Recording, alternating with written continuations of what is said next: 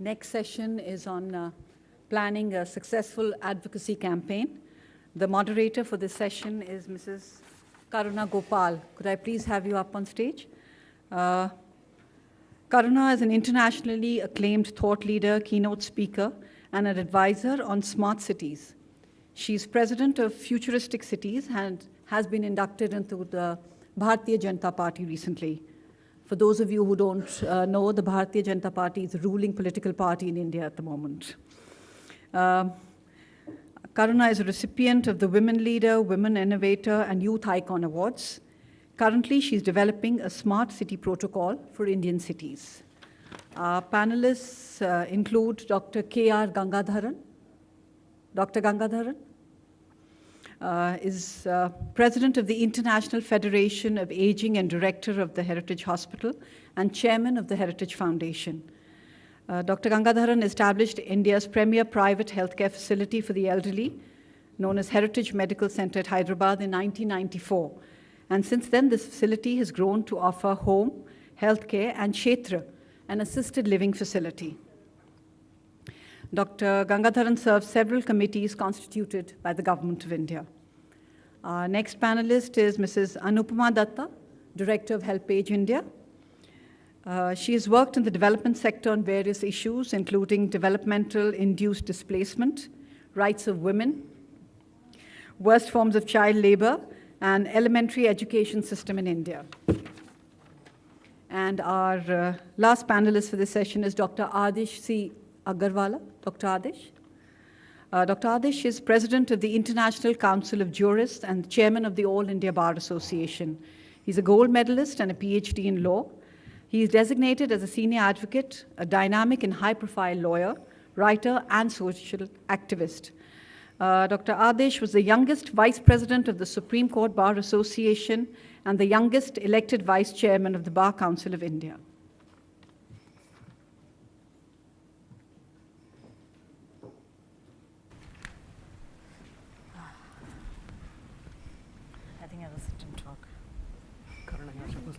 Yeah, I know. No, that's okay. Yeah. Good morning to all of you. My pleasure being here. With your permission, I'd like to sit down and speak. Is that okay?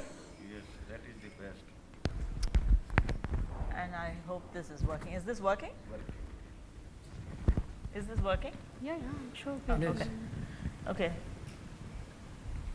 So, friends, as I walked in the morning, I heard a little bit of Ed's speech. And I thought it had all the components of fantastically planned advocacy campaign. He appealed to the heads of people. He also appealed to the hearts of people. I also kind of resonated to what he was saying about not looking at profit, return on investment, etc. as dirty words, because years ago, we were helping government departments plan their business plans. It is simply unheard of. Government departments writing their business plans and declaring their profits, because if consider any association or even a department, if it makes profit, none of that is going into the pockets of people, but it's actually going back to the association. So that isn't actually a bad word. Well, I'm coming straight from a Smart Cities conference. Last evening, I was in Mumbai, and I wish to just share something that happened there that has a direct relevance to the panel discussion today.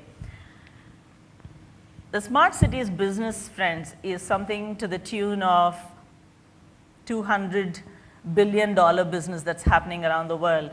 There are almost 3,000 projects that are taking place in the world. And companies like Cisco's, IBM's, Microsoft's, all of them are playing a huge game there. And this particular business is growing at a phenomenal rate of almost 30% annually. This is what we see today. And during the recess yesterday, when we were chatting about how did all these things start? How did this business become so big? It was such a revelation when some of the stalwarts of the industry shared with me that in the year back in 2008, when there was a financial meltdown, call it financial tsunami or financial holocaust at the point in time, most of the IT companies that were doing a lot of business actually lost their business. And the IT associations also were really shaken up. And at that point in time, as one of my friends sitting here, I noticed he got up and said there was a recession, and exactly at that time, the association started getting more and more members. The exact same thing happened. The IT companies started looking for newer markets, and that's when they discovered that cities and city infrastructures in most cities around the world was not in a great shape. Then they started approaching the city governments to understand if they had any budgets at all, and most of them had budgets despite the financial meltdown. And they started giving their services. And the services, they were selling services as individual companies. Then they realized that wasn't really working in their favor, because getting into a professional association meant a larger pie of the business. So they congregated. In fact, today you have something called a Smart Cities Council, a huge organization spread in most parts of the world. And they, through that association, have been able to influence this smart city movement around the world that is doing now multi-billion-dollar business. So this is how they created business for themselves, and this is how they're surviving and sustaining. I heard a couple of speakers are here from North America, and I think there's a recent study that it's a study on association best benchmarks, and it says clearly that today in associations, advocacy is perhaps the most important and the most relevant piece that has to be paid attention to when compared to even best practices or even getting members or enhancing their own knowledge. So obviously it has a lot of relevance. And I'd like to just make one little point before I hand over to my panelists. I have seen informal groups, not even formed associations like the associations that you're representing, really influence decisions, change behaviors by merely carrying out a well thought through campaign. There's one that comes straight away to my mind is several years ago in sub-Saharan Africa, there's a huge incidence of HIV, as you all know, and as nations were really getting too worried about the phenomenon, there's a bunch of young people who subscribed to fashion wanted to change this perception about condom usage. So these youngsters got together, designed a campaign, and the campaign said that all youngsters who believe in fashion wear blue jeans, and they wear a cool set of shades, and they wear a watch, and alongside in that set of fashion accessories is a condom. So they placed condom as in the same space as a fashion accessory. This was done by a bunch of people who were not even formally organized, never had an association, but they started the campaign, and then it picked up and became a big wave. And apparently when they did the impact assessment, they realized that there was a lot of a percentage drop in HIV at the point in time in sub-Saharan Africa. So I can very well see what kind of opportunities you have as organized associations if you really think through the process of advocacy campaigning using all elements of persuasive communication involving head and heart elements of communication. So I hand it over to my panelists. Let me start. I'm with Dr. Gangadharan. Gangadharan is from the same city as me. We both come from Hyderabad, and he, from what I know, has done a lot of work for senior citizens, and in fact my father-in-law also was he took care of my father-in-law when he was alive. Over to you, Dr. Gangadharan. Thank you, Karuna, and thank you CIMGlobal and Prashant particularly and his team for inviting me to be here. This is the 4th time I'm attending this conference, and I'm seeing it's improving every time. The content is improving, and I think I'm going to pick up some points for advocacy out of listening in the last whole of yesterday and today. Just picked up some nice points. Thanks to all of you who made some wonderful presentations yesterday. I was just thinking about advocacy, what really happens. I'm just picking up only from points that all of you mentioned yesterday and today. One is specific, goal-oriented advocacy efforts, which is measurable, which is appropriate, result-oriented, and time-bound. I think when we are talking about associations, primarily the associations, I think we have discussed in the last 2 days what for it exists. One of the primary objectives is also not only member service, but also advocating the cause of the member, the association's goals. And when we talk about the goals, it is not going to be easy for one single member to do it, or one single industry to do it, or one individual member to do it. The association brings in the strength. So therefore, if those objectives are very clear and we are able to form a coalition of associations working for a similar cause, I think quite a number of us, at least Anupama was sitting on the other end of the seat, we all work for the cause of the elderly. And being the president of the International Federation of Aging until last week, I think one of the biggest things that we do is to advocate the cause of the elderly in the United Nations in New York, and also at the regional levels. And 2, take on the health care of the elderly with the WHO, and move it to the country level with the national governments, and go back to the state governments, move it to the state government level. So that's a continuous efforts. And when you look at the advocacy, I think one of those areas that we need to be very, very cautious. It's not a sprint race, it's a marathon race. And in a country like India, where every alternate year there is a change of bureaucrat, there is a change of political party, there is a change of the minister. Putting these points across to get results out is not going to be an easy affair. So there has to be a continuity in our efforts, and there are times when you need to have the members committed to push the agenda across, and it's not going to be easy for one association to do it if a multiplicity of associations are there and all of them have the same stakes in the organization. We need to bring them together as well. I think I would stop here so that other members could probably comment and get on with that. Certainly. I think what you mentioned about the analogy with a marathon is really pertinent. I mean, I'm sure all of you agree on that. And I'd like my colleague here, Anupama, to share her thoughts. Thank you, Karuna, and of course, thanks to Prashant for giving me this opportunity. When he invited me initially, I didn't have an idea of what kind of audience I'll be looking at. But I think I learned a lot about associations and about how they deal with their members and what challenges they're likely to face. And I think I'm going to practice, like the gentleman was saying yesterday, what learnings you're taking. I think I'm taking plenty. Coming to the point, I think challenges in advocacy for third sector organizations are twofold. One is their cause. For example, Helpage India, the organization that I come from, is working for the elderly people in this country. Now, we are a donor-based, donation-based organization or grant-based organizations. I'm sure many of you are donors yourselves. Would you like your donation money to go into direct intervention programs or into advocacy campaigns? Would you like to pay us money for hiring content writers and broadcasting companies to air our views? Or would you like us, yeah, that's a very clear no, I know that. Even government for that matter.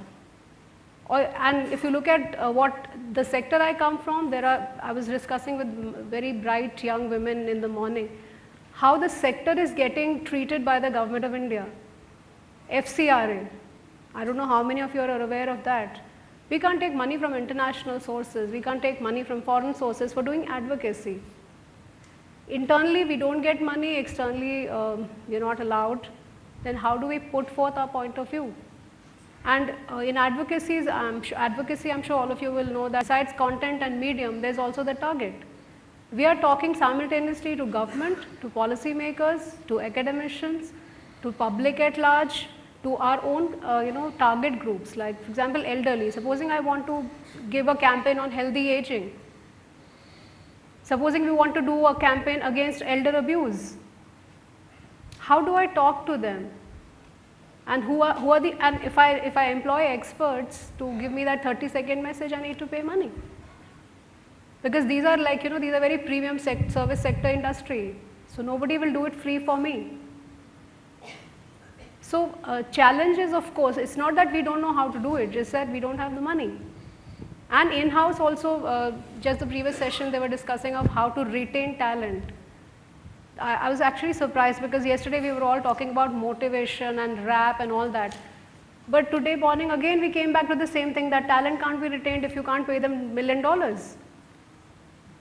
A good content writer, good copywriter won't work for me because I can't pay that kind of money.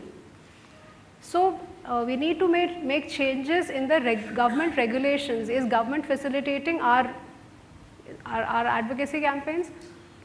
Is advocacy, these are very legislation also, we discussed legislation yesterday, CSR. Everybody was so excited about CSR. Now I think that CSR has major challenges in implementation. You may have made a law, where are the rules? And have they notified the rules in the Gazette? And unless that is done, this will just remain on the books. And we were talking of compliances. How do you expect a small NGO working in a small tribal area to do compliances? They are just a bunch of motivated individuals who want to do good work. How do you get them access to this sort of formal sector money? And corporates, I'm sure most of you will agree, you have all worked there. We have our own processes. We have our own internal audit and external audit. So how do you bring that synergy is what is the biggest challenge, and how do we tell the company affairs ministry that please listen to us? You see, finance minister in the union government has this thing of meeting the stakeholders before they do their budget preparation. Do you know the amount of time they spend with the voluntary sector organizations? And the amount of money they spend with the other sectors which are profit making? This whole debate about profit and non-profit, because we are a non-profit sector, we don't generate revenues. And because we don't generate revenues, we are on nobody's agenda list. How many government people are really seriously thinking about the voluntary sector, which somebody just told us yesterday, 2 million in number? If there are 2 million organizations here, then what are the rules? If I were to ask you, do you really think we have rules in this country to govern the third sector? How many of you know about the voluntary policy, national voluntary sector policy? I'm sure many of you don't even know about it, though you're very senior people. So there are some various very seminal questions. There are implementation questions that have to be answered before we talk about advocacy, because for us advocacy is actually a luxury. We can't afford it. And if we want our messages to go across strongly to the world, then I think government ought to do something to facilitate that whole process, and corporates should come forward to help us deal with those issues. So just with this appeal, I think. Okay, I think Anupama, I just what you said, advocacy is luxury. I mean that just cannot be. That cannot be the state of affairs, because your raison d'etre is completely different. And I completely endorse what she says. There are a lot of bottlenecks and issues, but friends, I think what we have to know in this point in time, especially in this current context that India is in, we should know that fundraising is very important, but none of the Indians are very familiar with fundraising process. I have seen just yesterday when I was in Mumbai, there's a charity dinner and a gala night and a fashion show and everything for government schools. I think we need to really start thinking differently to raise funds and maybe really hard sell. Maybe that's the reason why I like what Ed has to say. We need to really hard sell our own goals. There's a little bit of innovation in terms of crowdfunding. I don't know if you are very familiar with the process of crowdfunding, where you source funds from multiple sources. You get funds from multiple sources, you put it up on the web and really make an appeal, like how Wikipedia grew. I think several organizations are attempting to do. I could be a small donor, but I am significant when I am put in a big pool of other donors as well. So I think a lot of innovation has to be looked at. Then another very interesting thing is about the corporate social responsibility. I also read the Gazette, and there are a lot of gray areas. But again, if you ask someone like Ed, I keep going back to him, as a marketing person, he would perhaps say that whenever there is a gray area, there's an opportunity. So here's a time to really advise the corporate sector to invest that mandated 2% into areas that they have never thought of.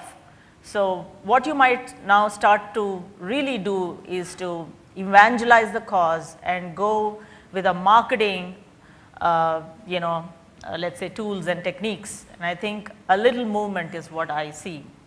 That's my contribution. Now, Dr. Aggarwala. Thank you, Karuna. I represent the professional body called All India Bar Association. And in India, we are 1,600,000 lawyers. This is the biggest number in the world. But we are having several campaigns to safeguard the interest of our members and to safeguard the interest of the general public. We had led agitations to protect the interest of the general public, like the issue of permanent lok adalat, which was affecting the general public. But how we made it that it should be the interest of public, we first hold meetings, we educate our members by way of emails and letters to our different bar associations and bar councils, and then we brief the press, and after that we give ultimatum to government. And if government is not agreeing to our request, then we are closing the courts, although Indian courts, they have passed order that lawyers have no right to go on strike. They can't refrain from work. But even then, because we are very organized bodies in India, Pakistan, Bangladesh, because we are joining daily, we are meeting at one place. Like in European countries or American countries, lawyers are there, they are having different offices in different places. Court complex is very small, but in India and this part, we have very huge complexes. So daily, like in Delhi, about 30,000 lawyers are practicing together in 7-8 places. So once we give a call, then they can come on street, they can restrain the judges they will be not permitted to work. So in that situation, we are able to have the desired result. So this is the planning. We can't straightway ask the government, or we can't straightway ask our members that no, tomorrow you will not work. Because the lawyers are responsible, they have to ensure that the interest of their clients should also not be affected. So we tell in advance our clients that on such and such date there will be no work, and court also, so that judges should not come ready after reading their brief. So this is the one way, and then for protection of the interest of our members also we are fighting. And always I can safely say we are successful because we take our members, the public, in confidence. No, thank you. Thank you very much. I think that perspective of giving ultimatum to the government is kind of unheard of in any kind of an association. I think they have the luxury of doing that. Yeah, that we have. Because yesterday, entire this Rajasthan state, from 8 a.m. to 2 p.m., no shops were even allowed to open. Today you must have seen the news reports. See, now you see more, you touch him more and more is going to come. But we must all envy his position. Yeah, What happened yesterday in Rajasthan, do you feel proud of it? not proud. I think it says not correct for an advocate to tell and plead thing which is unlawful. No, this is that we told the court when Supreme Court on 17th December 2002 passed order that lawyers have no right to go on strike and it will be a contempt. Then I told the court there is no jail which can accommodate 100,000 lawyers in India. and the very next day, the entire court complex. So you of have India was gone on an closed. illegal manner which the government of India tries for others to suppress. Anyway, I have got one thing, I have got Yes. an observation. Yeah, to no, make. please. Karuna and Anupama, you made very nice thing. I had an organization, Institution of Electronics and Telecommunication Engineers. It provides technical education in all the fields concerning with electrical sciences to the persons or to the society, weaker section of the society who cannot go for costly engineering colleges. Okay? And what Anupama said, the same woes I have gone through it. It's difficult to make the government listen. I also want to make a comment for the earlier thing where you headed the panel for the youngsters. My experience in last 2 years as a president, I'm a distinguished scientist retired distinguished scientist of ISRO. So I know the technology in this country as good as my own palm. And so I found that 90% of the time we decide what youngsters wants, what is their future. And 10% we give them a chance. And where we use them in associations, I mean, your thing, we use them as volunteers. It's a reality, and I endorse 100% what Anupama said. Our views are same. Also, I don't agree with our honorable attorney and that learned advocate. That advocate should go on the street. Then that's why this country is like that. No. Where do we go? I will tell. First thing. I will tell. Just please. Now, Karuna, you made a statement. It was very nice statement. If you give a statement in a conference where you are talking about fundraising to the elite persons who have done MBA, etc. But actually, when it comes to the real fundraising for the NGOs, it becomes very difficult. And also getting tax exemptions, etc. is difficult. And we are always treated that as if we are making money out of it. The reason may be that many NGOs must have done it. But there are lots of NGOs like what Anupama had or what I had, where we do really service. We don't charge anything. We find it very difficult in this country. And we find very difficult to involve youngsters in that one. And the last thing which we did it, our association did it, our association persons, they were advised by advocates, go on hunger strike on Jantar Mantar. They went on hunger strike, and then they said, this is not going to do anything to government. So break the windows of the buses. See? Advised by advocates, and they broke the windows, they went to jail, then only it came in the newspapers, still nothing happened in government. With due apologies, sorry for making such comments. No, you see, why I will giving the reasoning, why the lawyers never want to go on strike. Because lawyers are being paid when they are working. I am being paid by the government, but not the ordinary lawyer. But because no client is making payment to a lawyer when he is not appearing in court. So they are deprived of their hard-earned money because if they are not working. But we are compelled. Here yesterday, why? People don't know.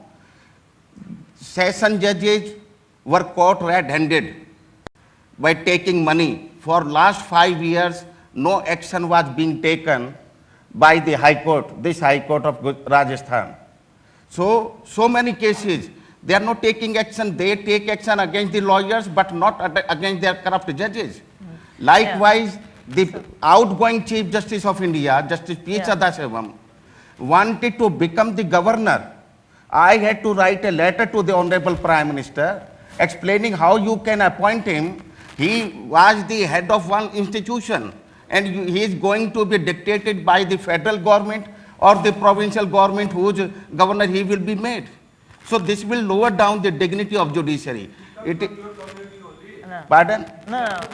I think. Oh, yeah. that's why we have stopped. That's why we are fighting even to protect, because we have to protect the dignity of this profession. I agree. I don't think we should make it an argument for the simple reason that he is representing an association, and the members of that association know the pain of what they are going through, and maybe a rival association will perhaps put a stop there. So I think we should look at it from the intellectual perspective on how, from advocacy perspective, and also on, see, why are we here today? We have congregated here to understand the best practices. How do we take the agenda forward?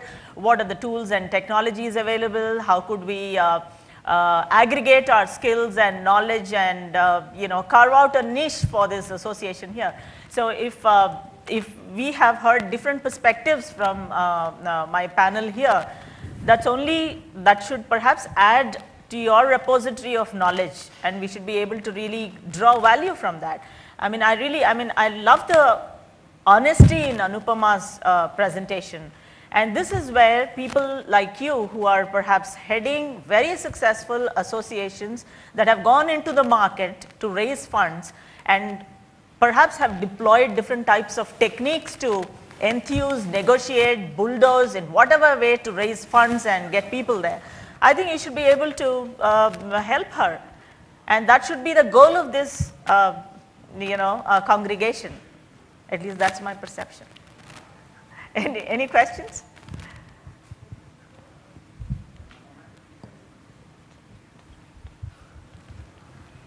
I think he's getting some.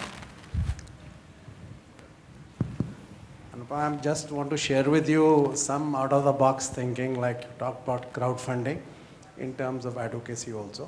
I was chairing an important committee in CI on defense SMEs. For many years, we were following up with the Defense Ministry. We wanted some global best practice to be adopted.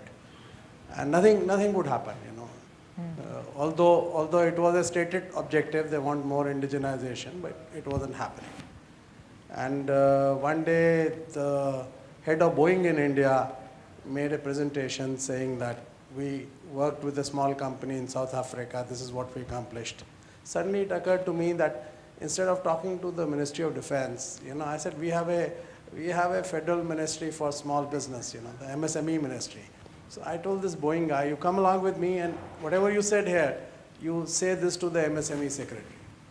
And taking that approach really worked. We got the notification out in 2 months. So I totally agree with you. Some NGOs are not good.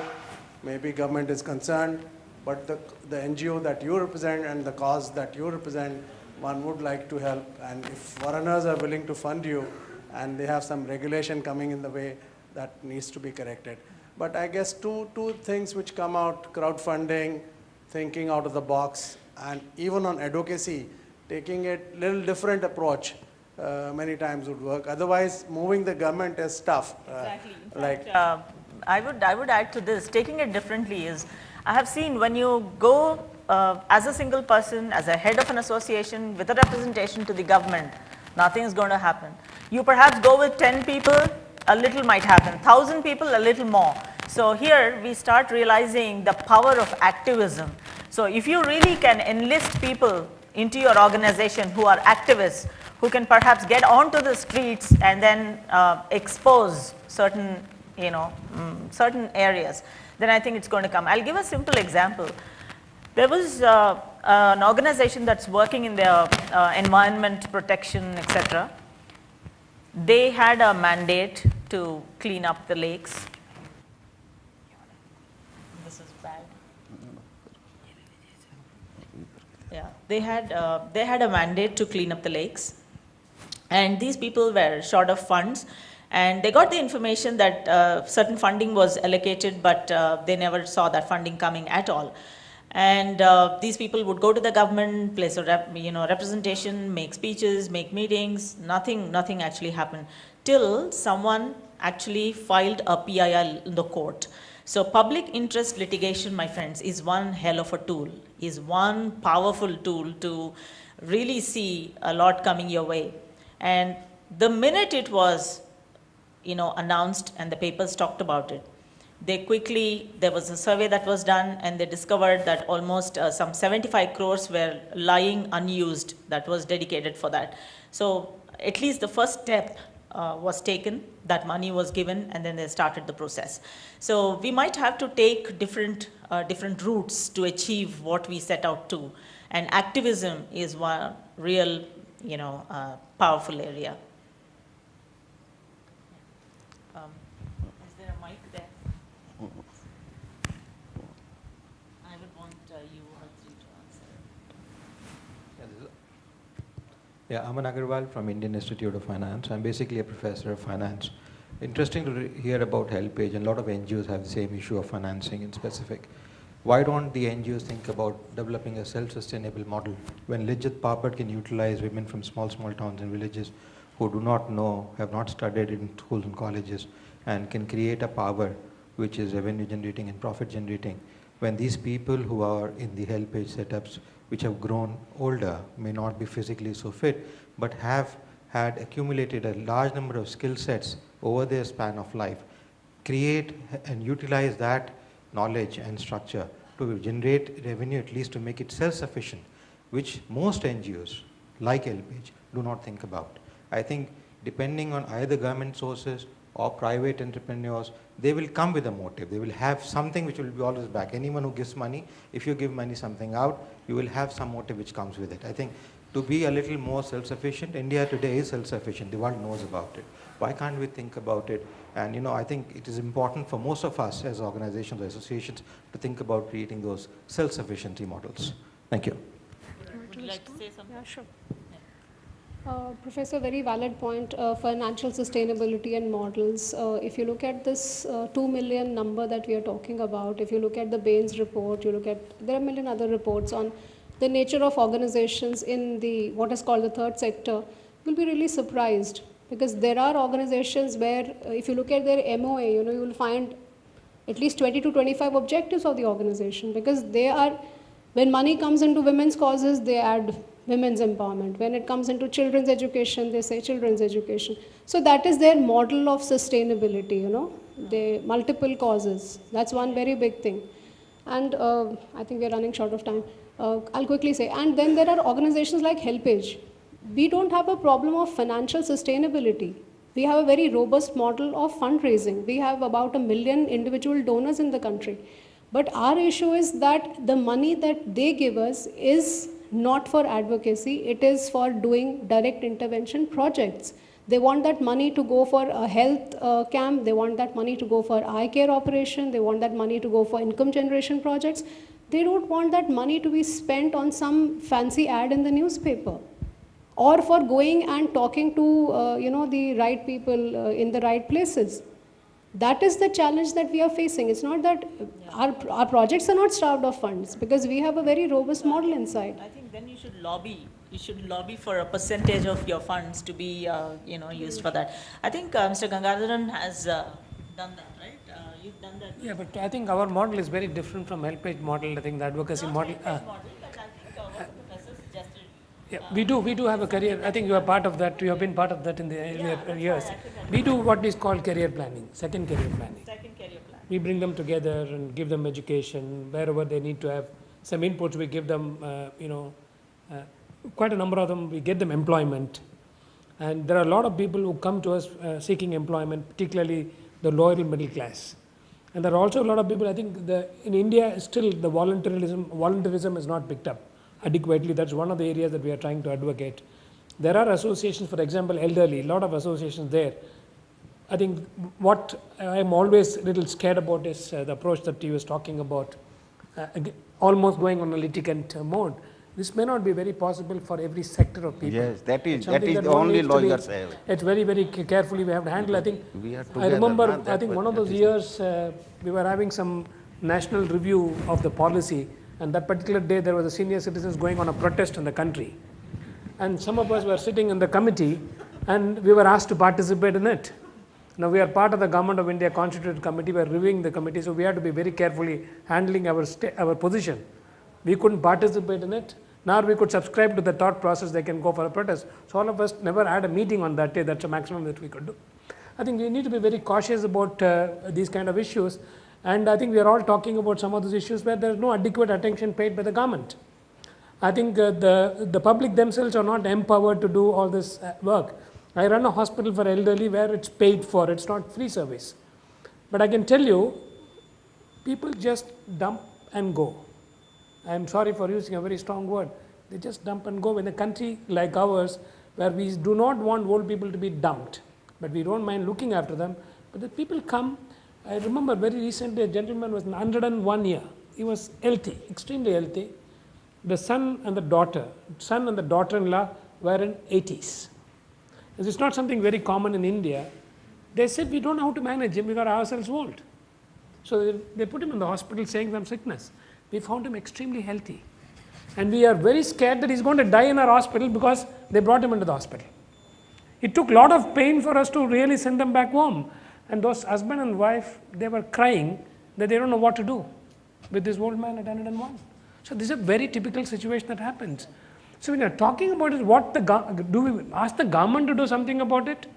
Do we ask the public to do something about it? Do we empower the communities to do something about it? So the advocacy just doesn't stop with one, it talks something much, much more. I think it requires a lot of efforts, both at the family level, at the community level. A lot of efforts are being done in respect to the elderly, but a lot of other efforts for child and women, a variety of things are taking place. But I very strongly believe that there has to be a commitment, there has to be a long-term effort, there has to be change in the behavior of the people. There has to be, I think the advocacy efforts are also to bring changes in the attitude of the people. The bodies like CII, he was talking about CII. CII can be more powerful than probably, CII, FI, FICCI, all that can be very powerful employers' body. But there are a lot of associations which are across, dealing with what is called people who are in need of service. I think that's one thing that we need to really focus what you are going to do about it. Thank you. Thank you. I think we're running out of time. I'd like to just say something in conclusion. We heard Anupama's appeal saying that the government gives funding, but the funding is only for certain action-oriented, their action-oriented funds, and so she doesn't have money for advocacy. I think the similar thing is what we see happening in the low-cost housing in the government. They will perhaps give money and say, build a house.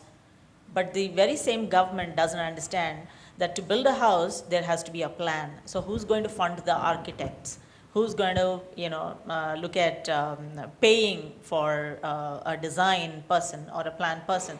So for this, I think we need to have another association that lobbies and, try to get that. But practically, on the practical ground, what we have seen is whenever there is a gap in terms of getting knowledge or maybe running an advocacy campaign, we have been very successfully using students from marquee institutions. And why that is happening very successfully is the students are mandatorily required to do projects. They are looking out for projects, and if you really catch them at the right time, they will end up becoming your billboards, they will end up becoming your ambassadors, they will become your angels and everything that you want. But the key is to plan ahead, key is to get their services in properly, key is to coach them, mentor them, tutor them, and negotiate value out of that. So I think we've had a good session, and I'm happy to see people actually paying attention to the program. Thank you very much for being here with us, and bye-bye.